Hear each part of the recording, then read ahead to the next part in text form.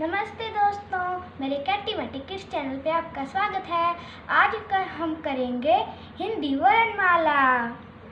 अ छोटा अनार, बड़े अ से आम, छोटी ई से इमली, बड़ी ई से ईंख, छोटे ऊ से उल्लू, बड़े ऊ से ऊन, र से ऋषि, छोटी ए से एड़ी, बड़ी ए से ऐनक, छोटे ओ से ओखली, बड़े ओ से औरत, आ से अंगूर, अ से खाली,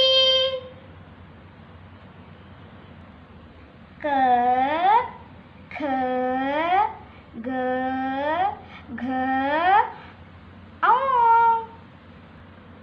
च छ झ झ आ, ट ठ ड ढ ण, त थ, द ध न, प फ ब भ म य र ल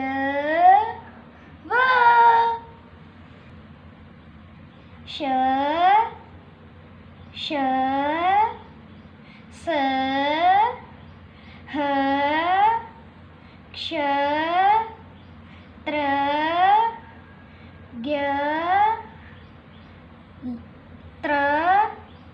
ड